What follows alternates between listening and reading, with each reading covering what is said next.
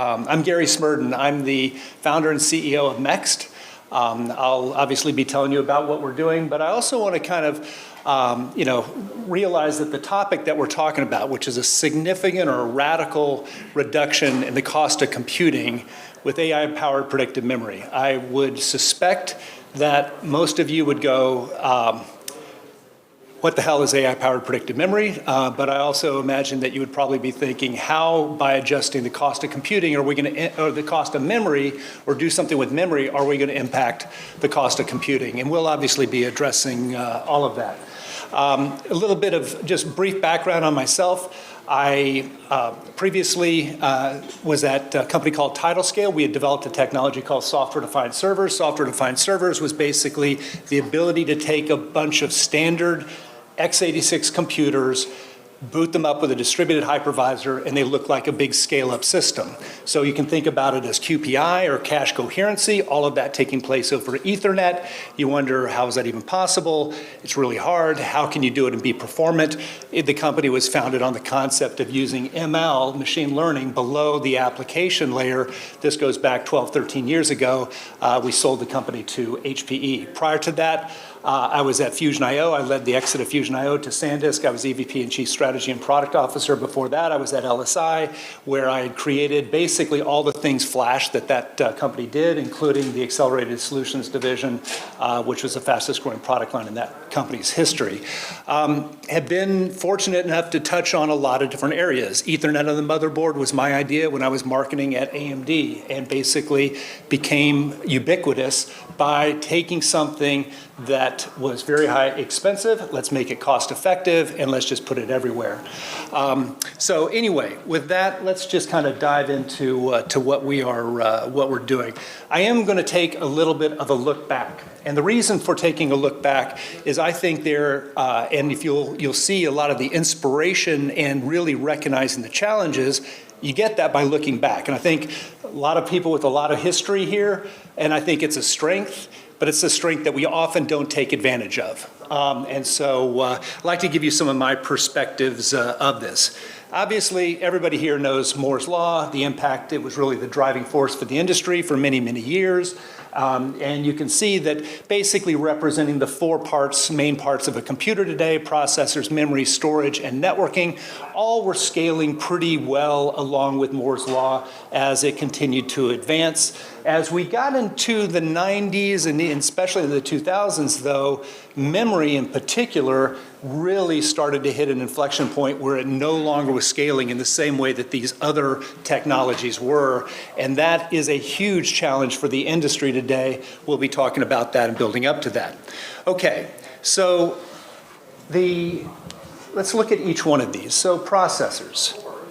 We all know and have seen what has taken place with processors. Going back to Intel in 1971 with the first 4-bit processor.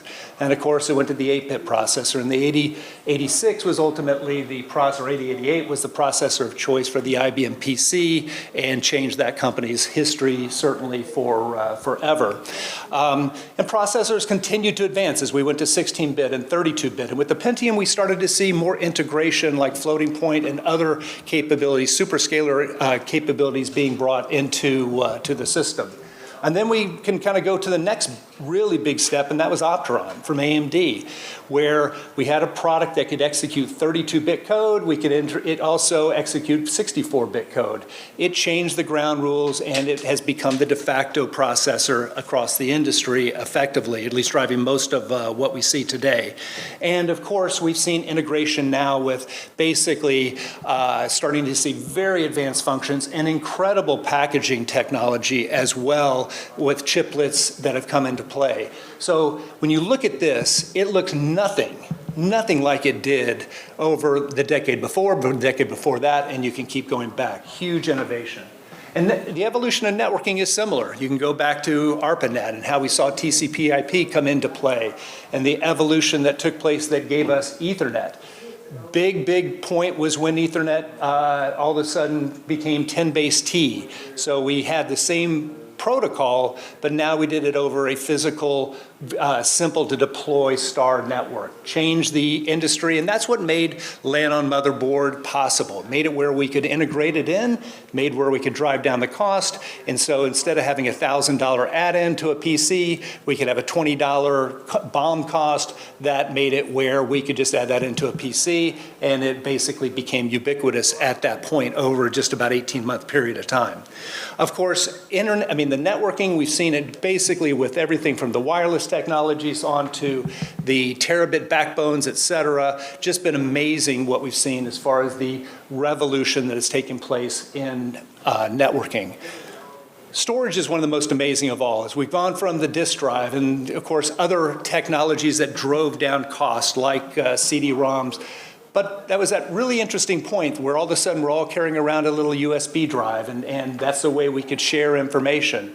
And then a little startup based out of Utah came up and said, let's take that technology and create it and create an enterprise class product out of this flash technology. Fusion.io was successful in getting into Facebook, getting into Apple and other places. And basically, they brought in this idea that we could use software and DSPs to make this otherwise really pretty fragile technology perform well. And they were extremely successful as of that. And basically, the industry changed, and we've seen it everywhere since then. Of course, we have cloud, and we all use it for backup as well as for storing things. But when you look at flash technology, to me, it is absolutely remarkable what we've seen over the last decade, a little decade plus. The industry was predicting the demise of flash and DRAM, and that's why we saw startups like Mnemonics, which was then acquired by Intel. We call it Optane product after that. But basically, the demise of flash was all but certain. Why? Because Moore's Law, we're trying to scale things down. We don't have enough electrons to carry a charge. We certainly don't have enough electrons to carry a charge at multi-level like we wanted to do as we go from SLC to MLC to TLC and beyond. And then all of a sudden, something happened that I certainly didn't anticipate, is that the industry went the other direction. They said, oh, we're not going to go and push the process technology. We're actually going to relax it. We're going to get more bits per cell. Okay, so with QLC, have 16 levels of charge. And we're going to stack it and start to go 3D. And of course, now we're over 200 and even 300 process layers in a NAND device. It is just a skyscraper, and it has continued to be advancing, and it's just phenomenal and shocked the industry because we have better performance, we have better reliability, which is what nobody was predicting 10 years ago, and we also have, of course, lower cost and more density as well. Okay, so let's talk about the evolution of memory. We have a 1T, 1C cell invented in 1968 and patented by IBM. 2 years later, Intel brings out the first commercial DRAM device. We can fast forward and see all the architectural changes that have taken place since then. And basically, it is the same fundamental technology that has taken place this whole time. And obviously, it's been, I don't want to take away from the amazing things that have taken place with getting it to continue to work despite scaling it down, but fundamentally it has not changed. It has not gone 3D. There's been all these, different attacks on this technology, but I say this, but keep in mind that if there were a podium of first, second, and third in the memory category, DRAM holds all three positions and has held it for now, 55 years. Absolutely amazing that it has not been dethroned as the memory technology. It had a cost advantage over SRAM, 6 transistors versus 1T plus a capacitor. And so that was enough to make it where the problems with having to use a controller, all these other issues that go along with it, more power, were outweighed by the density and cost benefits. So this is bad, but it actually gets worse. And the reason it gets worse is because DRAM actually used to be used as the process technology to drive innovation in the industry. Every manufacturer, Intel, AMD, you could go down the line, they would use their memory technology to drive the latest lithographies and then basically move it over to the logic process. But that changed, and why? Because of this issue that I have around there's not that many electrons left. And so basically, it's been left behind while logic technology now is in the 2, 3, 5 nanometer range, and it's running certainly above 10 and in the 14, 18 nanometer. That's not to say there isn't less than that around the logic processes, but the cells themselves haven't really advanced. Now, just to highlight the problems that the industry faces go beyond this, SRAM, which is just using a logic process to make the cells, it is no longer scaling either. 10 nanometer to 7 nanometer saw what we would expect, a 50% reduction in cell size, right? 10 times 10, 100, 7 times 7, 49. So it would see that. As we went to 5 nanometer, you would think, oh, we would see that drop in half again. Did not take place. Why? Because it's having to hold a state, it's having to hold it reliably, it's having to hold it with a lot of other things happening around it, and it isn't there. So actually you look at the caches on a processor today, the logic will be in that 2, 3 nanometer, but the SRAM cells themselves had to be relaxed and are relaxed. And that, of course, if you look at one of these devices, is bringing all cache, or so it seems, right? It is amazing the amount that is on these things. So we have a big challenge here as an industry. And just to highlight, right, the one thing that has been consistent is that software will expand to fill the available memory.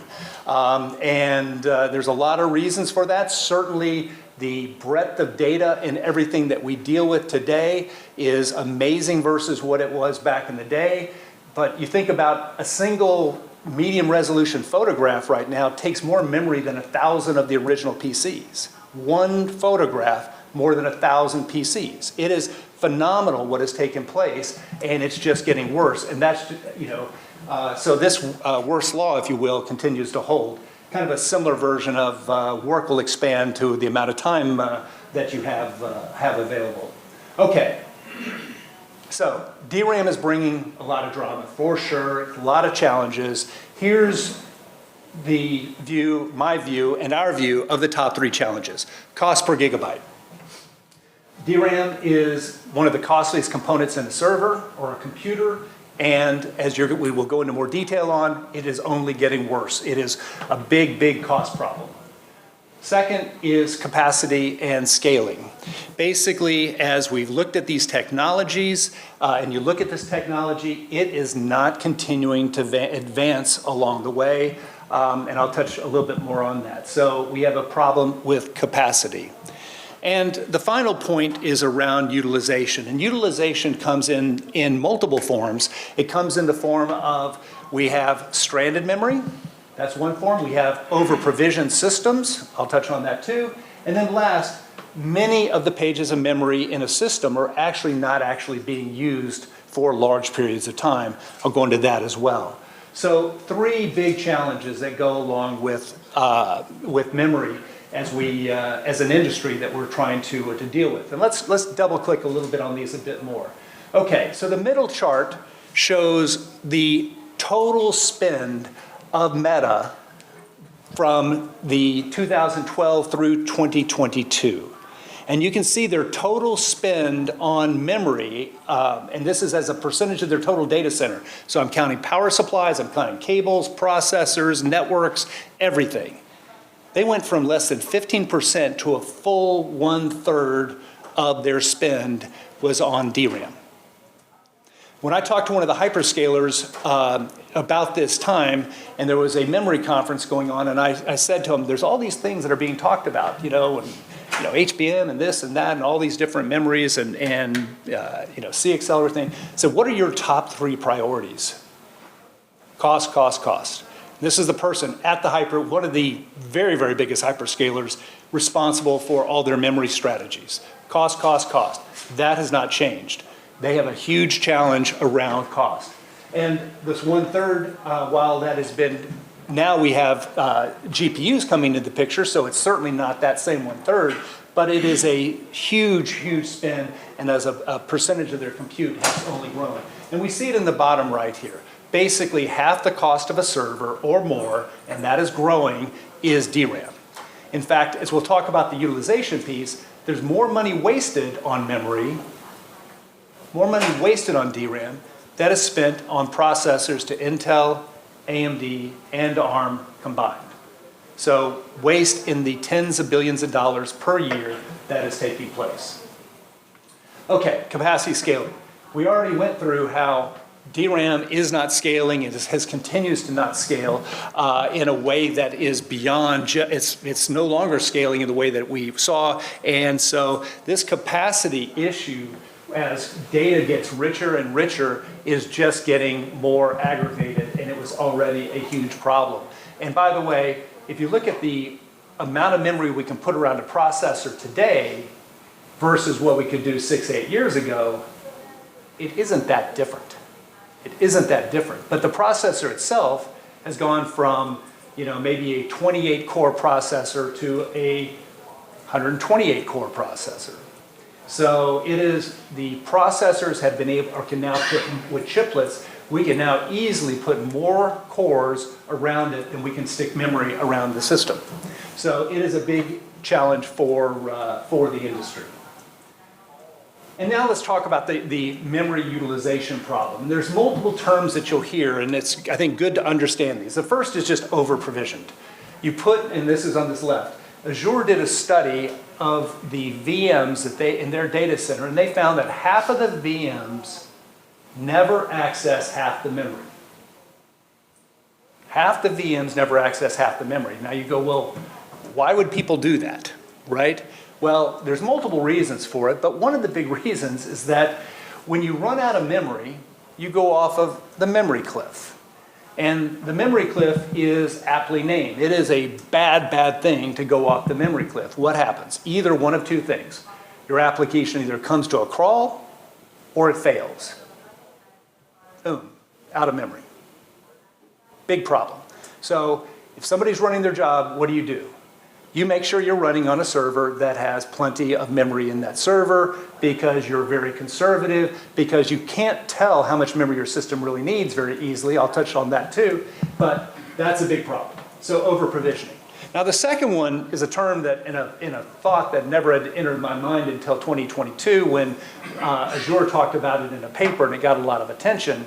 And they highlighted that stranded memory can account for as much as 25% of the memory in a server. So what is stranded memory? I talked about you put lots of cores in a system, and then you have memory around it. Well, what happens if you are renting out your VMs, which is what cloud providers do? These VMs have a ratio of DRAM and memory, of CPU and memory, and depending on what people do, they may run out of memory first, they may run out of cores first. But in the case where they run out of cores, what happens to the rest of that memory in the system? It's stranded. You can't rent it out. You can't sell it. It just burns power. Now, the part on the left here, just to be clear, you don't hear any hyperscalers talking about this so much. I mean, other than this one little statement, you won't hear them talk about it. Why? Because they're getting paid for it. The part on the right is a big problem. That's burning power. It's a waste. It's actually going exactly in the wrong direction. Okay, but the third one, I would argue, is the biggest, and that is around just the utilization of memory overall. And so Meta did a study of the 4 top applications that run Facebook. Now, I would say, I think Meta and Facebook, they're as good as software developers that exist in the world. They actually have effectively perfect memory use in the terms that the memory DRAM in these systems is 97 to 98% use. So there is no over-provisioning, okay? There is no stranding because you're using all the memory in that system. So we don't have the first 2 problems at all. But what they found is that between 50 and 80% of the memory, the pages of memory, were not accessed for long periods of time. Long period of time being 5 minutes, 10 minutes, or even longer. Now we're talking about processors that are obviously doing, billions of operations a second. You have thousands, or dozens of CPUs. So it is an unbelievable amount of time. It's eternity to, 5 minutes to a processor.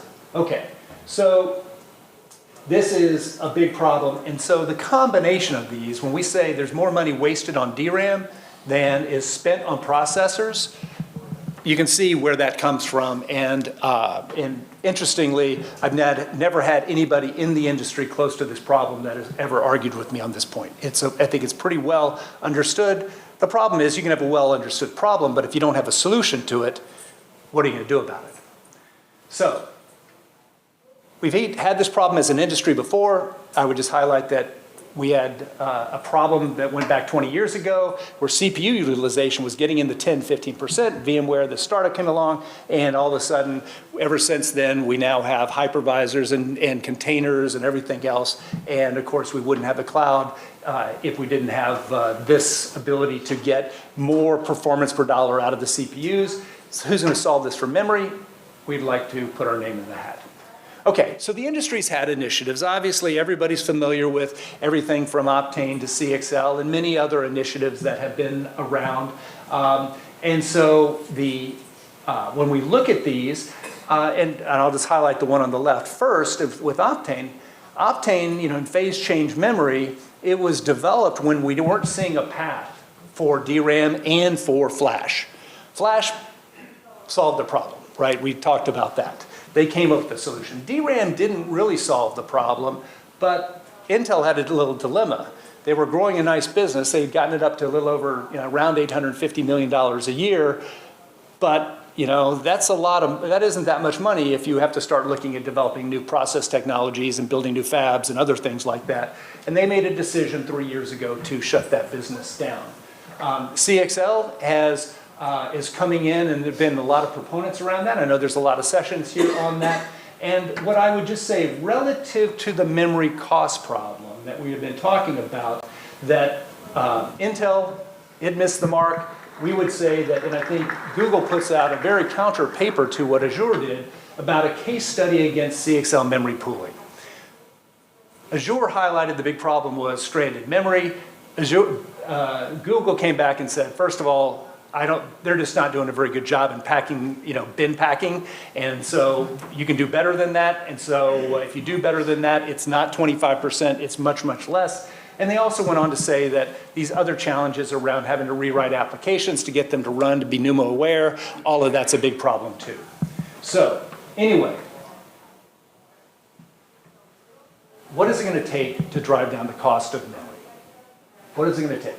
Well, obviously it's the most expensive resource in the server. We got to utilize it really well. So we got to increase DRAM utilization. Very important. And I can go back through, I went back through my experiences in my career. Every one of those experiences had where you didn't want to mess with software.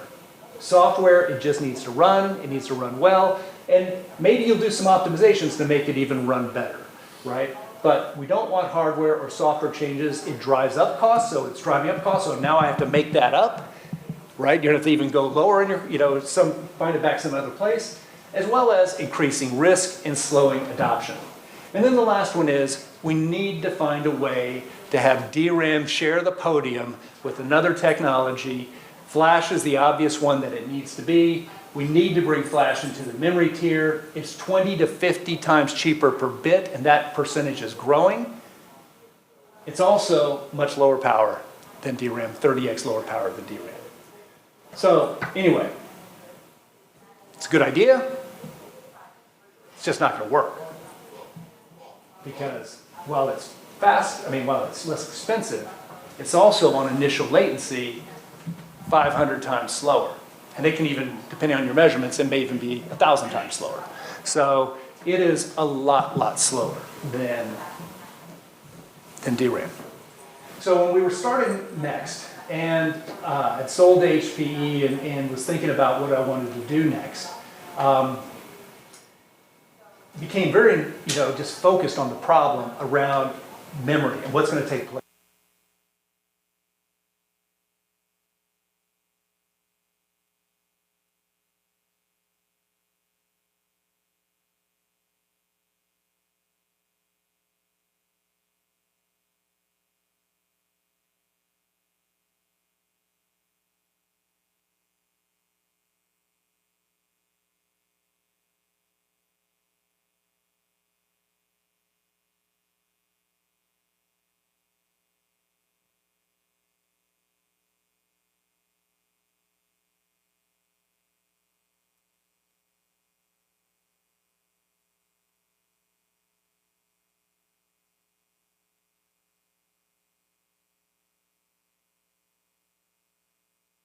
shouldn't have that coffee, I guess.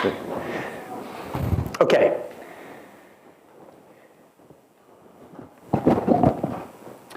So we either write to memory or we read from memory. And writing to memory is easy because you write to DRAM, and then Linux will tell us when these pages are cold, or we can figure it out on our own, and they can be pushed off to another tier. Frankly, it could be anything. It doesn't really matter when it comes to writing because the pages are not being accessed, so there is literally zero impact on performance. We choose NVMe flash. That's because not of writing, it turns out we want to do that because we want to get as fast as we can when we're reading. So how are we going to deal with this 500 times slower initial latency? Obviously, today, all we think of is AI. This kind of predates this being the only word that people talk about, but we came up with, we can use AI to predict what is going to be needed in advance and move it back from flash into DRAM, ideally before it's ever accessed or by the operating system or the application. Now, if you think about it, LLMs, right, and transformers specifically are really good at string prediction, at predicting what's next. They do a great job of it. We just have to predict what pages of memory are going to be needed, and unlike ChatGPT, we don't even have to get the order of the words right. If we send one page before the other or switch it, that doesn't matter. That doesn't change the definition. So we don't have to be that accurate. On the other hand, and if we don't use it at all, that's okay too. It's still on the flash and we can just discard it and it's no harm, no foul. So this is the fundamental of our core innovation and what we patented around AI-powered predictive memory. So what we do is we take a system, just a standard system, with a NVMe drive or drives with DRAM and make it to make this look like this. And there's 3 components. 2 are mandatory, 1 is optional. The first one is just a driver. It's a Linux plugin. Simple as that. It's pretty lightweight. It just has to do some of the basic information around memory. It feeds our predictive memory engine, which is a user space program that runs next to the application that is running an ensemble of AI models to make predictions on what's going to be needed and move them as described in the previous one. And then we have an observability platform as well. It's optional, and I'll touch on and show you what that's able to do and the visibility that it's able to give that people really appreciate it. So we started looking at all types of AI models, from heuristics to LSTM to transformers and other types as well.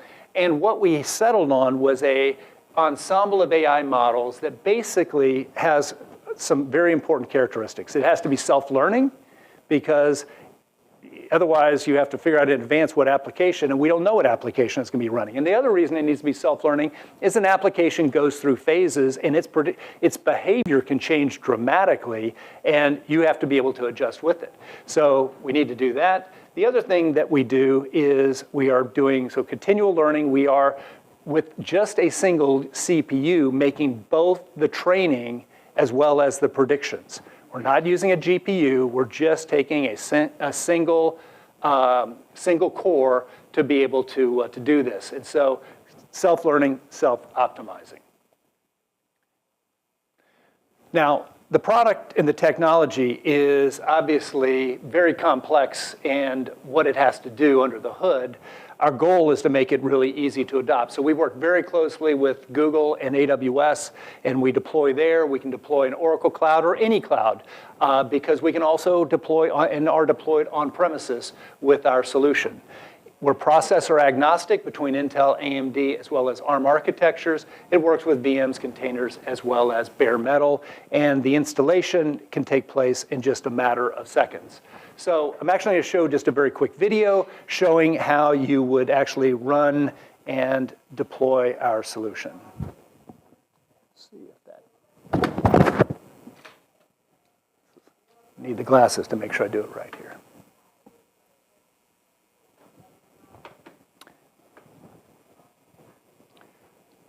Okay, so this is actually looking at two instances in AWS. You can see one has half a terabyte, the other has a terabyte.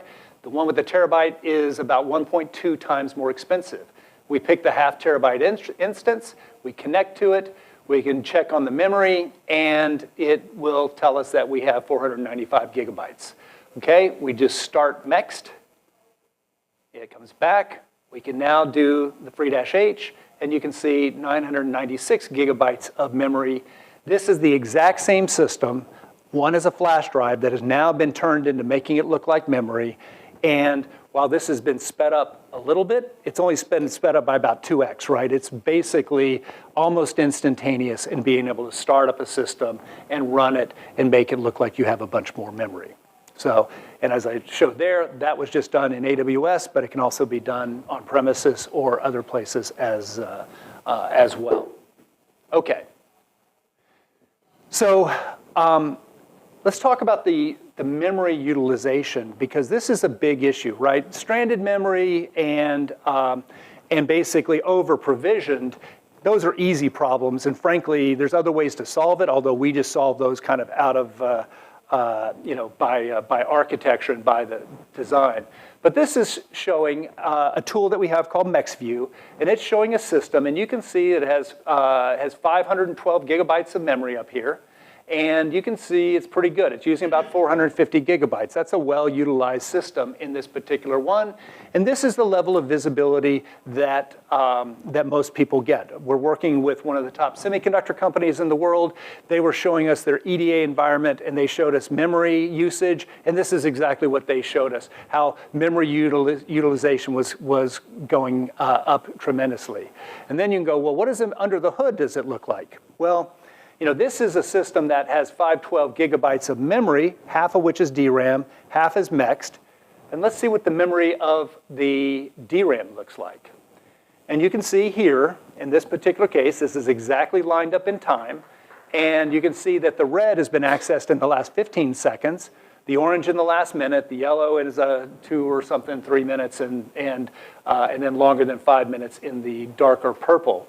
So basically, you can see that the system is, in this case, this is a well-balanced system here, in that most of the memory at times is being used pretty close, right? You can get to these top peaks here, but and if we need more memory, it's not a problem. We have that available in, double the memory in the flash. So anyway, very powerful tool to give visibility into what is actually taking place under the hood.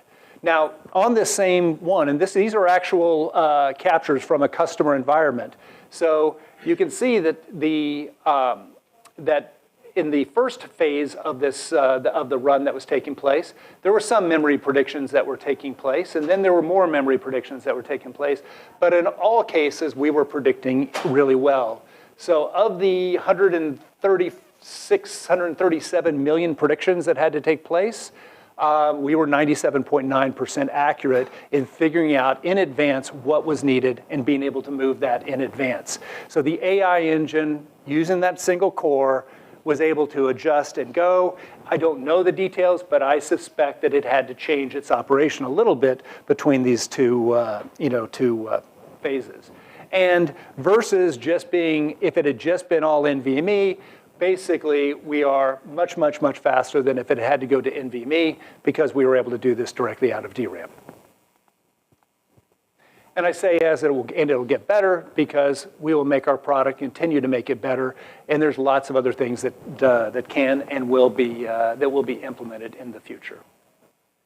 Okay, so let's look at performance analysis here, and where we focused on has been a variety of applications. We're not application specific. This shows some databases and everything from key value to in-memory databases, and even animation and rendering in the bottom area, and graph and vector databases, a bunch of different ones that we have been working with. Our focus is on performance per dollar. Why performance per dollar? I would argue that's what's kind of driven the industry over the years, has been people want the best bang for your buck, or however you want to refer to it. But performance per dollar. performance per dollar is a mathematical equation, though. What's the performance number, and how much am I spending, and how does that compare ratio-wise to something else, right? And what we're going to do is exactly what VMware did. We're going to basically allow you to hold your costs or reduce your costs while having as little impact as possible on performance. Now, I'm talking about assuming you can get enough memory in your system. There are other cases where I just need a ton of memory, so I'm having to shard my application, or I'm having to go and page out to storage. In those cases, we can outperform those, but that's an easy case, right? We outperform it because we just gave the application enough memory. So, but let's look at the performance. And what we've seen across, and this shows 3 different kind of applications, showing them at 50/50 DRAM, MEXT memory, Redis Memcached, and Neo4j. When we started out, the performance per dollar equation works if you get above about 80% performance. The higher you go, it can even work lower, but ideally, you're going to drive that number up. You just make the market bigger, right, and adoption easier. And we have been very pleased that over the last year, as we have continued to develop the product, we've gotten it up from that 50% range to up now in the 90%, even mid-90s. And just to highlight the performance per dollar piece, this is just looking at the cost of an instance, because we can look at it and go, what does the server cost, and go price it, but a very easy way to do it is just let's go look to the cloud. And so if you want to get a terabyte instance at AWS, and you're just going to pay by the month, it's $8,100 a month, okay? It's pretty expensive. If we want to take that same the same memory requirement and do it half in DRAM, half in flash, add an NVMe drive into that system as well, because we need it for us, and add our license, we go down to $4,400 per month. And with the 2575, it goes to $2,700 a month. So huge savings. It's instant savings that take place in this. And so from a performance per dollar, we've gone down just a few percentage points in the performance. We've dramatically impacted the cost. So the performance per dollar is outstanding. And it can get even better, because in these cases where some applications you can take it where you have even less memory, okay? And this is a case where we've gone to 25% DRAM, 75% MEXT. And you can see on this particular one, we didn't lose that much performance. Other ones, it may drop in half. You may go off a cliff, and it may be tremendously off, and so you wouldn't want to do that. But in this case, the performance per dollar even goes up even more. So we've talked about the performance piece being the primary benefit, and the cost being the primary benefits here. But it also goes into around power, right? And that can be because DRAM is the number 2 in a typical server. It's number 2 right behind the CPU. And then we can reduce it by reducing the amount of memory, DRAM in it. But also server consolidation comes into play, in which case the numbers go off the chart from a power reduction standpoint.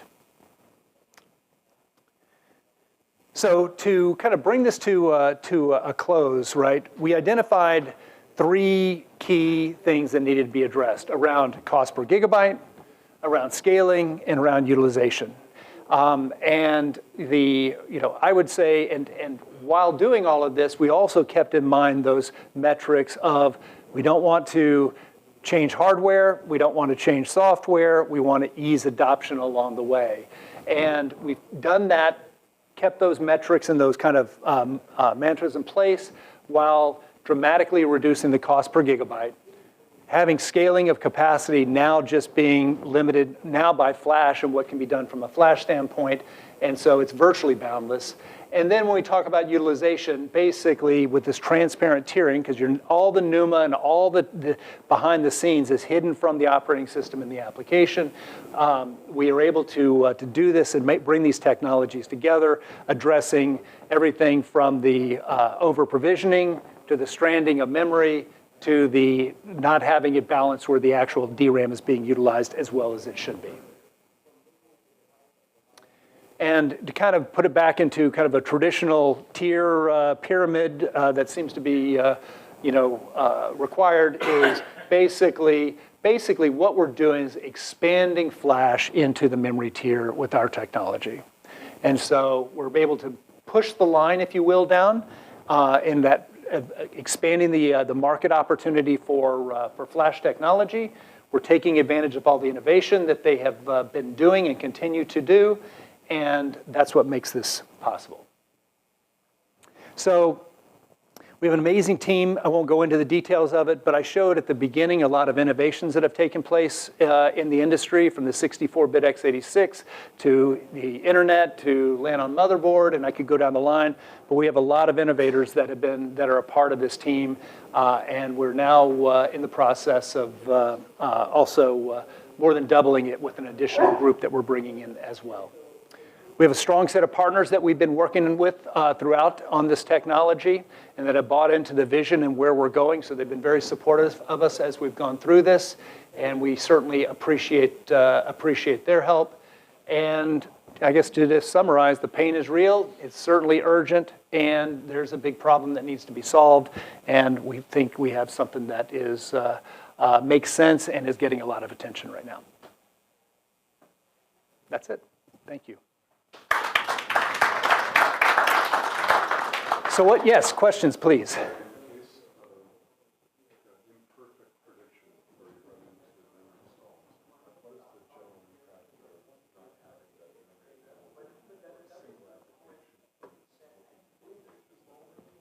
Yeah, so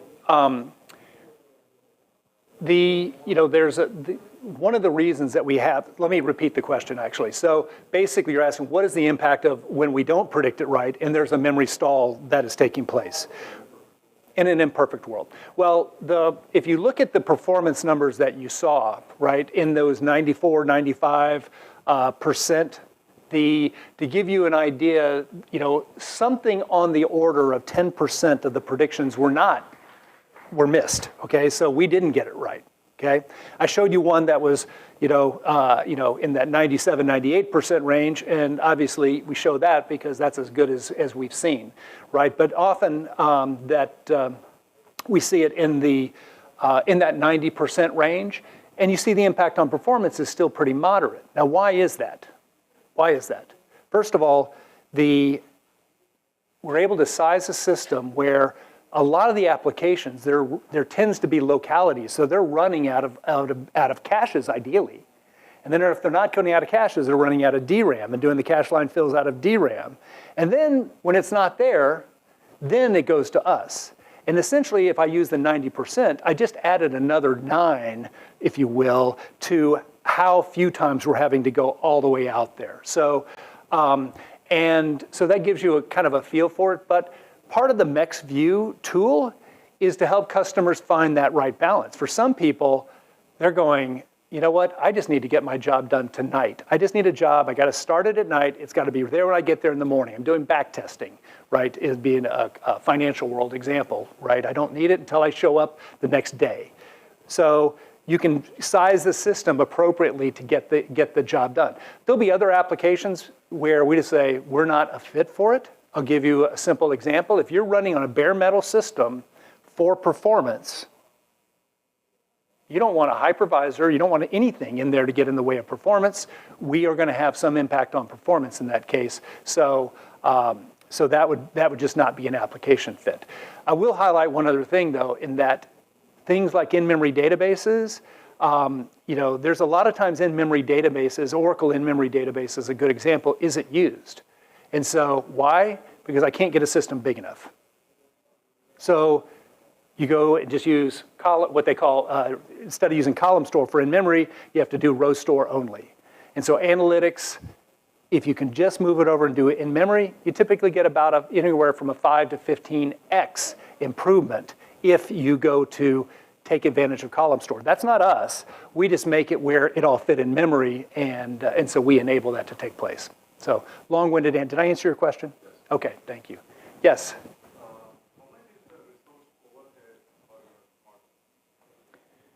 Yes. So let me just repeat the question. What is our resource overhead? So we take a single CPU for running our AI as well as the driver of our solution. So we have a single CPU for that.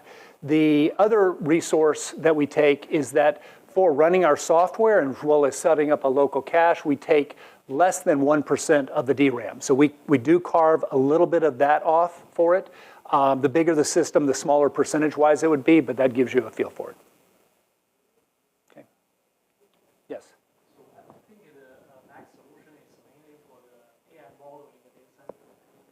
So how about the personal computer, like Windows OS, and they do the Yeah. So the question was, really the question you were asking is this possible for a personal computer, right? I think that's the basic question you're getting to. And that is certainly a part of our vision, to be clear, right? There's some things, literally this last week, I got an out of memory, message on my computer, on my Mac, right? Saying, you got to close some applications down. And I'm going, 16 gigabytes, how much am I actually using? I'm not using that much, but it gets confused and all these other applications are open, et cetera. So it is a part of our vision about where we're going. Today we support Linux. We don't yet support Windows. That would be work. We don't support Mac OS. That would be work. But in theory, the concepts that we're doing and the fundamentals around our architecture work, I'll just highlight one other thing. We're showing this as running on a system itself. We started out running this as and developing it as a memory appliance. Just over Ethernet, not with CXL, just a memory appliance. Why? Because we saw a benefit there, and we weren't sure that we could get the AI model to work in a single CPU, right? We actually thought we might have to need GPU performance there. So it's absolutely on a roadmap. We have a desire to do it because I think it's a very real problem.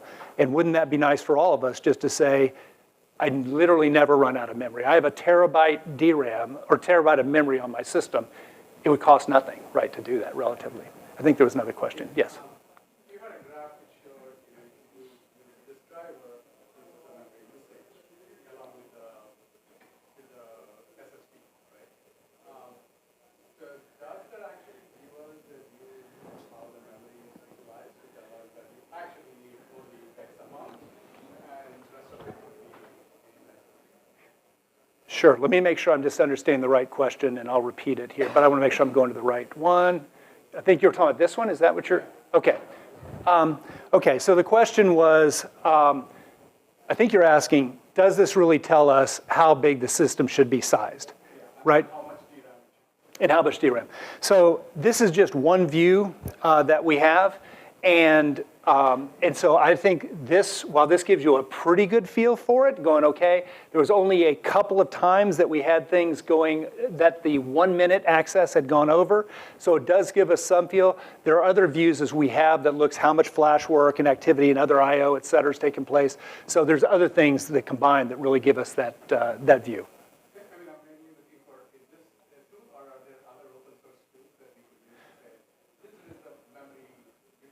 We did not find any open source tools that gave us this type of visibility, and so that's why we developed it ourselves.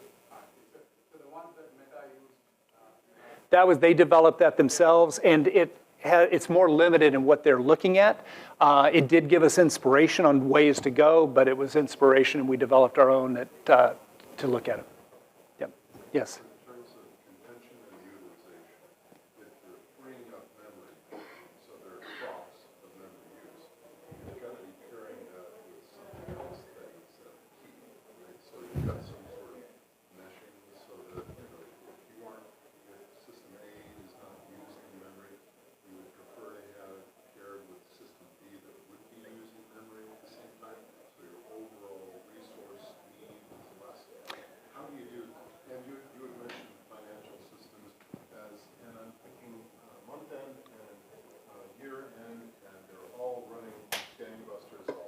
Sure.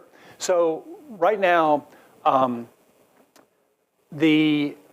so to repeat the question, basically, is there a way of that we can look at and kind of pair it where systems are kind of optimizing, they're being looked at together to optimize? that is important to us when we were looking at a memory appliance, but that's not what we're bringing to market right now.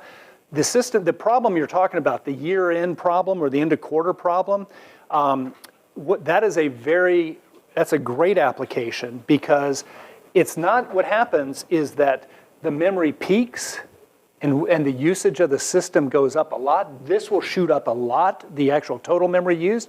And so systems have to get sized for the year for that 1, 3, 4 days a year or 8 days a year, right? So that's where they get sized for. But we believe, and and part of the value is that we can take care of the peaks because we have plenty of memory. We can make that memory 2x, 3x. And then the question is, are we still hitting the performance SLAs that need to be done during that time? And that's a work that just has to be done with the customer. But the bottom line is, what we find is that most of the time, very few applications, it's hard for a processor to access a terabyte of memory in a few minute period of time. It's hard, right? And locality of data, and by the way, if you do that, your caches aren't working, nothing's working well in the system. I'm told that time's up. I'll be happy to stick around and answer questions though, and I appreciate everybody's attention and thank you very much.